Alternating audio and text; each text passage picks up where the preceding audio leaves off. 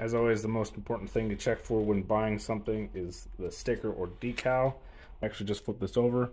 But one thing that I've noticed already that is, something that I'm fairly impressed with is they provide you with an actual panel popping tool or an interior popping tool, which not a lot of people do that. That's great. I love it. So I got halfway through doing this and realized I probably should record it to let people know how it works. So obviously this is the BulletPoint mounting solutions phone mount, whatever you want to call it.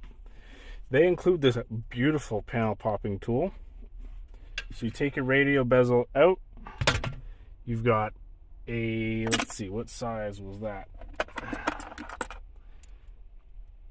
You need a 7mm socket. You take these out on each corner, which I'll just skip to. So now that you have your 7mm bolts out of the, well, that's gone forever. Into the abyss.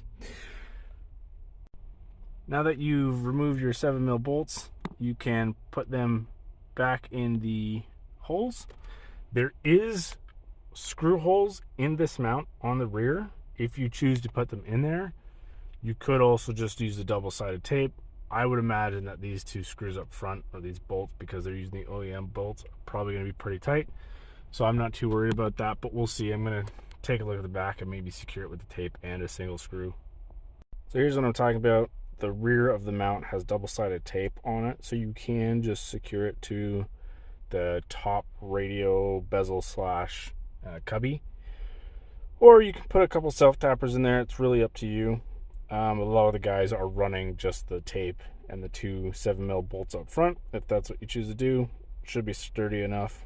So the bezel's back in. It says to trim, but you don't need to trim the bezel. I'm tugging on this pretty hard, and it's still mounted in there, so there you go.